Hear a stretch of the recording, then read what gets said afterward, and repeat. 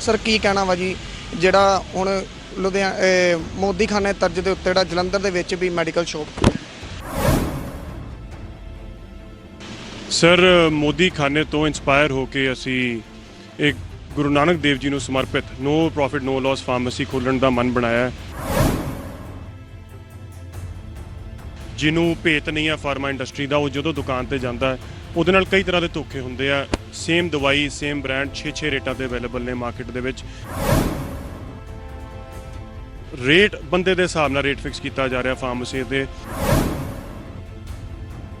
ਜਿਹੜੀ ਇਹ ਲਹਿਰ ਆਈ ਸੀ ਇਹ ਬੜੀ ਸੋਹਣੀ ਪੋਜ਼ਿਟਿਵ ਲਹਿਰ ਸੀ ਨੋ ਪ੍ਰੋਫਿਟ ਨੋ ਲਾਸ ਤੇ, ਲੇਕਿਨ ਇਹ ਲੜਾਈ ਦੇ ਵਿੱਚ ਬਦਲ ਗਈ। ਲੜਾਈ ਦੇ ਵਿੱਚ ਕਿਉਂ ਬਦਲ ਗਈ? ਬਲੇਮ ਗੇਮ ਸ਼ੁਰੂ ਹੋ ਗਈ।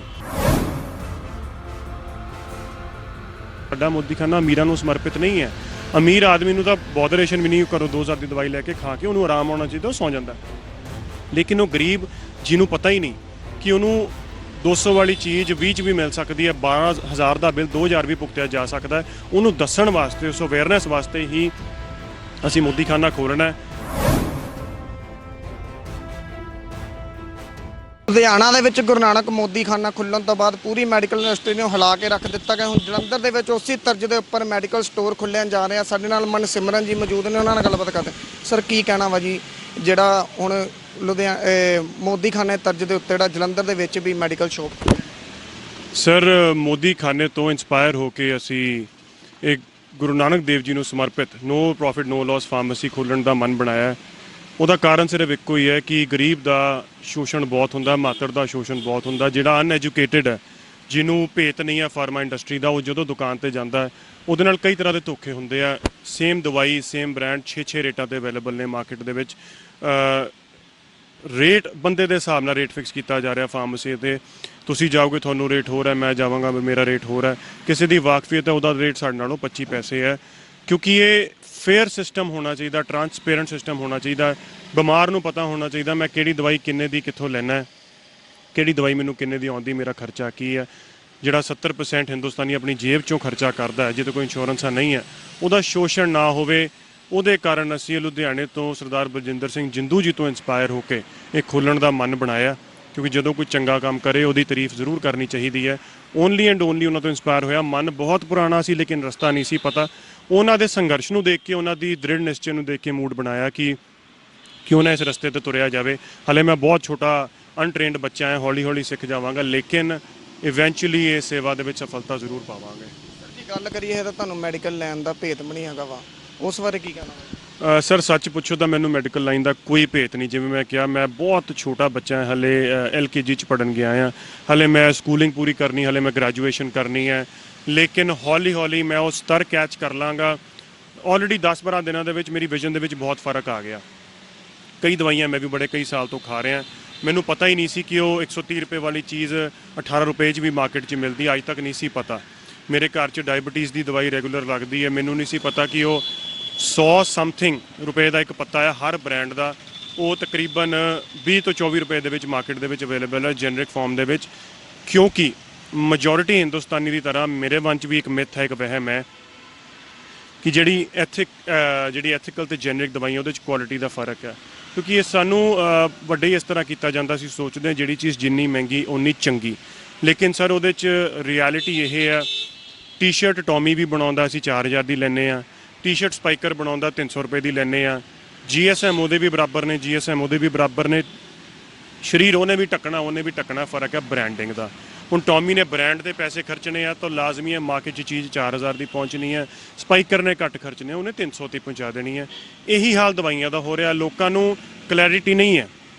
ਜਿਹੜੀ ਇਹ ਲਹਿਰ ਆਈ ਸੀ ਇਹ ਬੜੀ ਸੋਹਣੀ ਪੋਜ਼ਿਟਿਵ ਲਹਿਰ ਸੀ ਨੋ ਪ੍ਰੋਫਿਟ ਨੋ ਲਾਸ ਤੇ, ਲੇਕਿਨ ਇਹ ਲੜਾਈ ਦੇ ਵਿੱਚ ਬਦਲ ਗਈ। ਲੜਾਈ ਦੇ ਵਿੱਚ ਕਿਉਂ ਬਦਲ ਗਈ? ਬਲੇਮ ਗੇਮ ਸ਼ੁਰੂ ਹੋ ਗਈ।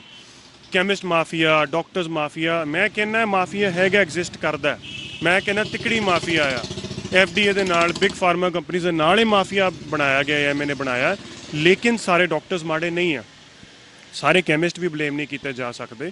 ਕੁਝ ਮਾੜੇ ਅਨਸਰ ਜ਼ਰੂਰ ਨੇ, ਲੇਕਿਨ ਕੁਝ ਭਲੇ ਲੋਕ ਐਸੇ ਨੇ ਜੋ ਆਪਣੀ ਜੇਬਾਂ ਤੋਂ ਸੈਂਪਲ ਕੱਢ ਕੇ ਲੋੜਵੰਦ ਦੀ ਸਹਾਇਤਾ ਕਰ ਰਹੇ ਨੇ। ਡਾਕਟਰਸ ਵੀ ਤਾਂ ਫਾਰਮਾਸਿਸਟ ਵੀ।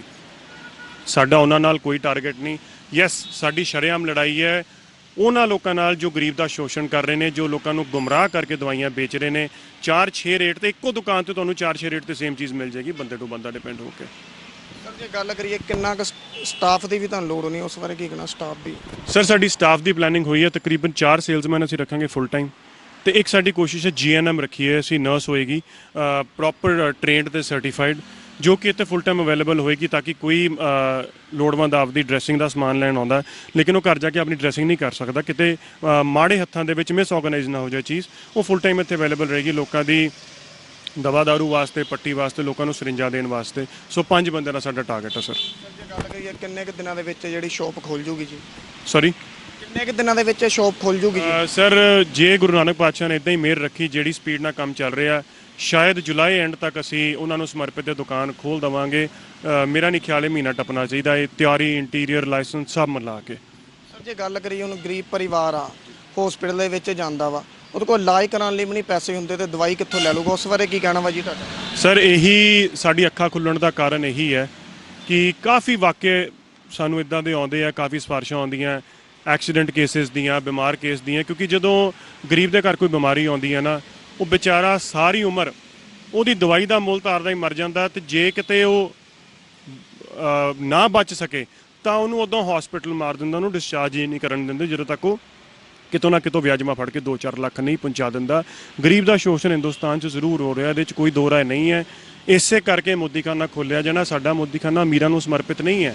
ਅਮੀਰ ਆਦਮੀ ਨੂੰ ਤਾਂ ਬੋਦਰੇਸ਼ਨ ਵੀ ਨਹੀਂ, ਘਰੋਂ 2000 ਦੀ ਦਵਾਈ ਲੈ ਕੇ ਖਾ ਕੇ ਉਹਨੂੰ ਆਰਾਮ ਆਉਣਾ ਚਾਹੀਦਾ, ਉਹ ਸੌਂ ਜਾਂਦਾ, ਲੇਕਿਨ ਉਹ ਗਰੀਬ ਜਿਹਨੂੰ ਪਤਾ ਹੀ ਨਹੀਂ ਕਿ ਉਹਨੂੰ 200 ਵਾਲੀ ਚੀਜ਼ 20 'ਚ ਵੀ ਮਿਲ ਸਕਦੀ ਹੈ, 12,000 ਦਾ ਬਿੱਲ 2000 ਵੀ ਭੁਗਤਿਆ ਜਾ ਸਕਦਾ ਹੈ, ਉਹਨੂੰ ਦੱਸਣ ਵਾਸਤੇ, ਉਸ ਅਵੇਅਰਨੈਸ ਵਾਸਤੇ ਹੀ ਅਸੀਂ ਮੋਦੀਖਾਨਾ ਖੋਲ੍ਹਣਾ। ਪਰਚੇਜ਼ ਆਰਡਰਾਂ ਦੀ ਇੱਕ ਫਾਈਲ ਲਾ ਦੇਣੀ ਹੈ, ਜੇ ਕਿਸੇ ਨੂੰ ਡਾਊਟ ਹੁੰਦਾ ਉਹ ਸਾਡੇ ਪਰਚੇਜ਼ ਆਰਡਰ ਦੇ ਸਕਦਾ। ਜੇ ਸਾਡੀ ਕੋਈ ਚੀਜ਼ ਮੰਨ ਲਓ 21 ਰੁਪਏ 20 ਪੈਸੇ ਦੀ, ਉਹ 21 ਰੁਪਏ 20 ਪੈਸੇ ਜੀ ਦਿੱਤੀ ਜਾਣੀ, 21 ਦੀ 40 ਵੀ ਨਹੀਂ ਕੀਤੀ ਜਾਣੀ। ਤੇ ਜੇ ਕੋਈ ਵੀ ਦੇਖਣਾ ਚਾਹੁੰਦਾ, ਮੈਂ ਤਾਂ ਸੋਚਦਾ ਕਿ ਰੈਸਟੋਰੈਂਟ ਵਾਂਗੂ ਇੱਕ ਮੈਨੂ ਪ੍ਰਿੰਟ ਕਰਾ ਕੇ ਰੱਖ ਦੇਵਾਂ ਦਵਾਈਆਂ ਦੇ ਰੇਟਸ ਦਾ, ਤਾਂ ਕਿ ਕੋਈ ਬੰਦਾ ਇਹ ਨਾ ਸੋਚੇ ਕਿ ਇਹ ਬੰਦੇ ਨੂੰ 10 ਦੀ ਚੀਜ਼ ਮਿਲੀ, 20 ਨੂੰ 12 ਦੀ ਮਿਲ ਗਈ, ਤੇ ਕਿਸੇ ਨੂੰ ਫਰਕ ਆ ਗਿਆ, ਕਿਸੇ ਨੂੰ ਡਾਊਟ ਨਾ ਹੋ ਸਕੇ। ਕਿਉਂਕਿ ਗੁਰੂਆਂ ਨੂੰ ਸਮਰਪਿਤ ਇਹ ਦੁਕਾਨ ਖੁੱਲ੍ਹਣੀ ਹੈ, ਇਹ ਫੁੱਲੀ ਟਰਾਂਸਪੇਰੈਂਟ ਹੋਣੀ ਚਾਹੀਦੀ, ਕਿਸੇ ਦੇ ਮਨ 'ਚ ਵੀ ਕਿਸੇ ਪ੍ਰਕਾਰ ਦਾ ਡਾਊਟ ਨਹੀਂ ਆਉਣਾ ਚਾਹੀਦਾ। ਲਾਸਟ ਤੇ ਮੇਰਾ ਸਵਾਲ, ਲੋਕਾਂ ਨੂੰ ਕੀ ਅਪੀਲ ਕਰਨਾ ਚਾਹੁੰਦੇ ਹੋ? ਲੋਕਾਂ ਨੂੰ ਸਰ ਮੈਂ ਅਪੀਲ ਕਰਨਾ ਚਾਹੁੰਦਾ ਕਿ ਜਿਹੜੀ ਲਹਿਰ ਤੁਸੀਂ ਚਲਾਈ ਹੈ, ਇਹ ਸਭ ਤੁਹਾਡੇ ਸਦਕਾ ਆ, ਇਹ ਤੁਹਾਡੀ ਉਜਾਗਰਤਾ ਆ। ਬਲਜਿੰਦਰ ਜਿੰਦੂ ਜੀ, ਮੈਂ ਜਾਂ ਕੋਈ 8-10 ਹੈਂਡਫੁੱਲ ਲੋਕ ਕੁਝ ਵੀ ਨਹੀਂ ਕਰ ਸਕਦੇ ਤੁਹਾਡੇ ਤੋਂ ਬਿਨਾਂ। ਤੁਹਾਡੀ ਸਪੋਰਟ ਹੈ। ਜੇ ਕੰਟਰੋਵਰਸੀਆਂ ਹੋਣੀ ਉਹਦੇ 'ਚ ਵੀ ਤੁਹਾਡਾ ਸਾਥ ਚਾਹੀਦਾ ਹੈ, ਜੇ ਕੱਲ੍ਹ ਨੂੰ ਸਾਨੂੰ ਮੁਸ਼ਕਿਲ ਆਉਣੀ ਉਹਦੇ 'ਚ ਵੀ ਤੁਹਾਡਾ ਸਾਥ ਚਾਹੀਦਾ ਹੈ। ਤੁਹਾਡੀ ਲਹਿਰ ਦੇ ਨਾਲ ਇਹ ਗਰਮੋ ਗਰਮੀ ਚੱਲ ਰਹੀ ਹੈ। ਮੈਂ ਕੋਈ ਝੂਠ ਨਹੀਂ ਬੋਲਦਾ, ਤੁਸੀਂ ਇੰਟਰਨੈਟ ਚੈੱਕ ਕਰੋ, 48 ਘੰਟਿਆਂ ਦੇ ਵਿੱਚ ਹੀ ਸਿਨੈਰੀਓ ਬਦਲ ਗਿਆ। ਇੰਟਰਵਿਊਜ਼ ਤੋਂ ਬਾਅਦ ਅਨਨੋਨ ਫੋਨ ਪੰਜਾਬ ਦੇ ਕਈ ਜ਼ਿਲ੍ਹਿਆਂ ਤੋਂ ਆ ਰਹੇ ਨੇ, ਕਈ ਲੋਕ ਮਿਲਣਾ ਚਾਹੁੰਦੇ ਨੇ, ਕਈ ਲੋਕ ਜੁੜਨਾ ਚਾਹੁੰਦੇ ਨੇ, ਪਰ ਮੇਰੇ ਵਾਂਗੂ ਉਹਨਾਂ ਨੂੰ ਰਾਹ ਨਹੀਂ ਸੀ ਪਤਾ। ਇੱਛਾ ਤਾਂ ਰੱਖਦੇ ਨੇ ਦਸਵੰਧ ਕੱਢਣ ਦੀ, ਚੈਰਿਟੀ ਕਰਨ ਦੀ, ਡੋਨੇਸ਼ਨ ਕਰਨ ਦੀ, ਕਿਹੜੇ ਰਸਤੇ ਤੁਰਨਾ ਇਹ ਨਹੀਂ ਸੀ ਪਤਾ। ਇਸੇ ਤਰ੍ਹਾਂ ਸੰਘਰਸ਼ ਨੂੰ ਜਾਰੀ ਰੱਖਿਓ। ਅਸੀਂ ਮਾਤੜ ਦਾ, ਗਰੀਬ ਦਾ, ਲੋ ਪ੍ਰਿਵਿਲੇਜ ਦਾ, ਲੋ ਇਨਕਮ ਗਰੁੱਪ ਦਾ ਸ਼ੋਸ਼ਣ ਨਹੀਂ ਹੋਣ ਦੇਣਾ। ਅਸੀਂ ਕਿਸੇ ਵੀ ਕਾਸਟ ਤੇ ਇਹ ਲੜਾਈ ਲੜ ਕੇ ਫੇਅਰ ਐਂਡ ਟਰਾਂਸਪੇਰੈਂਟ ਸਿਸਟਮ ਬਣਾਉਣਾ, ਤਾਂ ਕਿ ਜਿਹੜੇ ਮਾੜੇ ਅਨਸਰ ਨੇ, ਸਾਰੇ ਡਾਕਟਰ, ਸਾਰੇ ਫਾਰਮਾਸਿਸਟ ਮਾੜੇ ਨਹੀਂ ਹੈ, ਬਹੁਤ ਭਲੇ ਲੋਕ ਨੇ, ਰੱਬ ਦਾ ਰੂਪ ਨੇ ਪੂਰੇ ਵਰਲਡ ਦੇ ਵਿੱਚ। ਰੱਬ ਤੋਂ ਬਾਅਦ ਜੇ ਬਚਾ ਸਕਦਾ ਕੋਈ ਡਾਕਟਰ ਬਚਾ ਸਕਦਾ, ਲੇਕਿਨ ਜਿਹੜੇ ਮਾੜੇ ਅਨਸਰ ਨੇ ਉਹਨਾਂ ਨੂੰ ਐਕਸਪੋਜ਼ ਕਰਨਾ, ਤੇ ਉਹਨਾਂ ਦਾ ਇਹ ਸਮਗਲਿੰਗ ਦਾ ਧੰਦਾ, ਕਿਉਂਕਿ 2-2000% ਉਹ ਡਾਕਟਰਸ ਨੇ ਰੇਟ ਵਧਾਏ ਹੋਏ ਨੇ ਆਪਣੀ ਇਨ ਹਾਊਸ ਫਾਰਮੇਸੀ ਦੇ ਵਿੱਚ ਦਵਾਈਆਂ ਦੇ। ਮੇਰਾ ਖਿਆਲ ਇੰਡੀਆ ਦੇ ਵਿੱਚ ਡਰੱਗ ਪੈਡਲਿੰਗ, ਸਮਗਲਿੰਗ ਤੇ ਡਕੈਤੀ ਤੋਂ ਇਲਾਵਾ ਹੋਰ ਕਿਸੇ ਬਿਜ਼ਨਸ 'ਚ ਇੰਨਾ ਪ੍ਰੋਫਿਟ ਨਹੀਂ ਹੈ। ਤੇ ਉਹ ਆਪਣੇ ਐਥਿਕਸ ਨੂੰ ਨਾ ਭੁੱਲਣ, ਆਪਣੇ ਮੋਰਲਸ ਨੂੰ ਨਾ ਭੁੱਲਣ। ਉਹਨਾਂ ਗੱਲਾਂ ਕਰਕੇ ਹੀ ਇਹ ਇਸ਼ੂ ਜਾਗੇ ਨੇ, ਤਾਂ ਕਿ ਉਹਨਾਂ ਨੂੰ ਉਹਨਾਂ ਦੇ ਪ੍ਰੋਮਿਸਿਸ ਜਿਹੜੇ ਉਹ ਆਪਣੀ ਮੈਡੀਕਲ ਲਾਈਨ ਜੁਆਇਨ ਕਰਨ ਤੋਂ ਪਹਿਲਾਂ ਆਪਣੀ ਓਥ ਲੈਂਦੇ ਨੇ, ਓਥ ਯਾਦ ਕਰਾਉਣ ਵਾਸਤੇ ਨੇ। ਹਰ ਬੰਦਾ ਫੇਅਰ ਐਂਡ ਟਰਾਂਸਪੇਰੈਂਟ ਚੱਲੇ। 10-20% ਕਮਾਉਣਾ ਤੁਹਾਡਾ ਹੱਕ ਹੈ। 2-2 ਹਜ਼ਾਰ% ਕਮਾ ਕੇ ਗਰੀਬ ਨੂੰ ਬੈਂਕਰਪਟ ਕਰਨਾ ਜਾਂ ਫਾਹੇ ਲਾਉਣ ਤੇ ਮਜਬੂਰ ਕਰਨ ਦਾ ਤੁਹਾਨੂੰ ਕੋਈ ਹੱਕ ਨਹੀਂ।